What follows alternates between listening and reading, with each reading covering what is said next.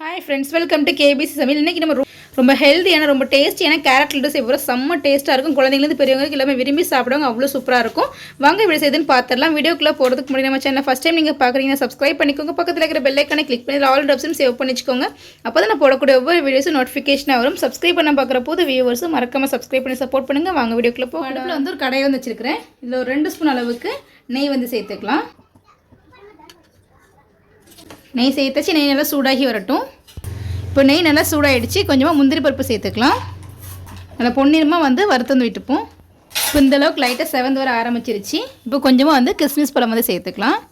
இப்போ அதையும் சேர்த்து நல்லா ரோஸ்ட் பண்ணி விட்டுப்போம். நல்லா செவந்து வந்து வரட்டும். இப்போ இந்த அளவுக்கு நல்லா செவக்கிற அளவுக்கு வறுத்து வந்து விட்டாச்சு. இந்தளவுக்கு இருந்தால் போதும். இப்போ வந்து எடுத்து வந்து வச்சிடலாம். நான் வந்து கொஞ்சமாக லட்டு செய்யலாம். அதுக்கு தகுந்த மாதிரி கொஞ்சமாக வந்துட்டு நட்ஸ் வந்து சேர்த்துக்கிறேன். நீங்கள் எவ்வளோ செய்கிறீங்களோ அதுக்கு தகுந்த மாதிரி அளவுகளை கூட்டியோ குறைச்சோ சேர்த்துக்கோங்க. நட்ஸ் நிறைய சேர்க்கும் போது டேஸ்ட் ரொம்ப சூப்பராக, நல்லா க்ரன்ச்சியாக, நல்லா கிறிஸ்பியாக, ரொம்ப டேஸ்ட்டாக வந்துருக்கும். ரொம்ப ஹெல்த்தியாகவும் இருக்கும். இப்போ எல்லாத்தையும் எடுத்தாச்சு. இது ஓரமாக இருக்கட்டும். ஃபைனலாக வந்து சேர்த்துக்கலாம். இப்போ அதே நெய்லேயே ஒரு 1/4 கப் அளவுக்கு ரவை வந்து சேர்த்துக்கலாம். ஸ்டவ் கம்ப்ளீட்டாக லோ ஃப்ளேம்லேயே வச்சு நெய்யிலே நல்லா வறுத்து வந்து விட்டுக்கோங்க. கலர் மாறிடக்கூடாது.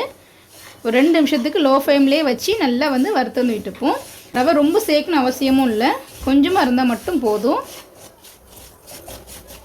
நான் 1/4 கிலோ அளவுக்கு கேரட்டுக்கு வந்துட்டு 1/4 கப் அளவுக்கு ரவை வந்து எடுத்துருக்கேன். நீங்கள் எவ்வளோ எடுத்துக்கிறீங்களோ அதுக்கு தகுந்த மாதிரி ரவையோட அளவில் கூட்டியோ குறைச்சோ சேர்த்துக்கோங்க. இப்போ இந்த அளவுக்கு வறுத்து வந்து விட்டாச்சு. நல்லா வாசனை மட்டும் வந்திருக்கு. கலர் சேஞ்ச் ஆகலை. இந்த அளவுக்கு வறுத்ததுக்கப்புறம் கேரட் வந்து நல்லா துருவி வந்து வச்சுருக்கிறேன். நல்லா சின்ன ஹோலில் போட்டு நல்லா சின்னது இந்த மாதிரி மெல்லிசு துருவி வச்சுருக்கிறேன்.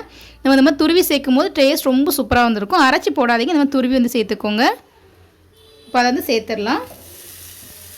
குழந்தைங்க இந்த மாதிரி கேரட் கூட்டு பொரியெல்லாம் வச்சு கொடுத்தா சாப்பிட மாட்டாங்க.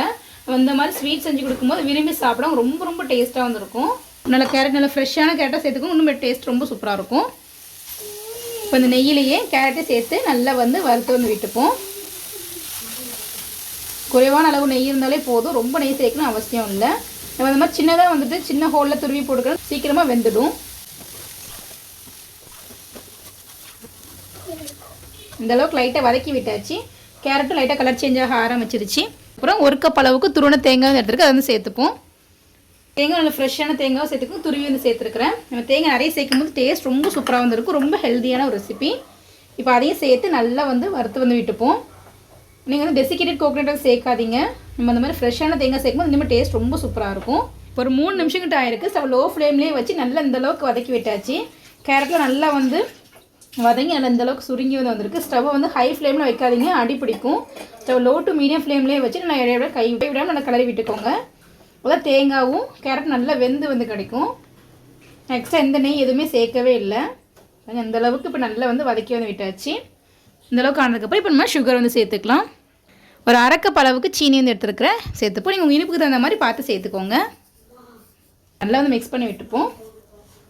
இந்த இனிப்பு வந்து கரெக்டான இனிப்பில் வந்து இருக்கும். நீங்கள் இன்னுமே நல்லா ஸ்வீட் அதிகமாக சாப்பிடுவீங்கன்னா இன்னொரு 1/4 கப் அளவுக்கு எக்ஸ்ட்ரா சேர்த்துக்கோங்க.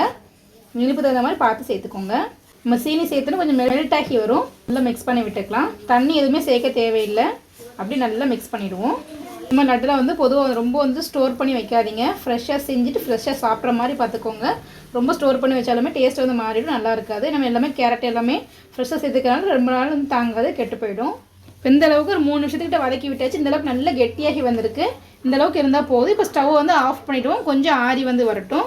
வறுத்து வச்சுக்க நட்ஸை வந்து சேர்த்துக்கலாம்.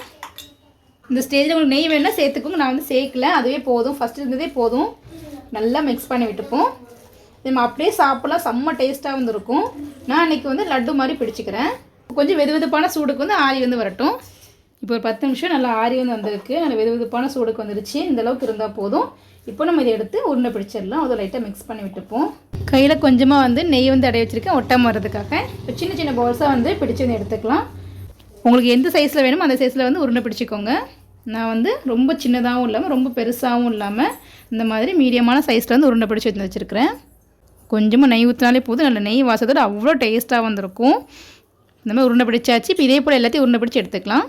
இப்போ எல்லாத்தையும் உருண்டை பிடிச்சி வச்சாச்சு. ரொம்ப டேஸ்டியாக இருக்கும். ரொம்ப ஹெல்த்தியான ஒரு ரெசிபி. கண்டிப்பாக குழந்தைங்க கேரட்லாம் சாப்பிட மாட்டாங்க. அந்த மாதிரி செஞ்சு கொடுத்து பாருங்கள். விரும்பி சாப்பிடுவாங்க. அவ்வளோ டேஸ்ட்டாக வந்திருக்கும். ரொம்ப வாசமாக ரொம்ப நட்ஸோட க்ரன்ச்சியாக ரொம்ப டேஸ்ட்டாக இருக்கும். கண்டிப்பாக நீங்களும் வீட்டை ட்ரை பண்ணி பார்த்துட்டு எப்படி இருந்து சொல்லி கமெண்ட் பண்ணுங்கள். இந்த வீடியோ உங்களுக்கு பிடிச்சிருக்குன்னு நினைக்கிறேன். பிடிச்சிருந்தா லைக் பண்ணிக்கோங்க. உங்கள் ஃப்ரெண்ட்ஸ் அண்ட் ஃபேமிலிஸ்க்கும் ஷேர் பண்ணுங்கள்.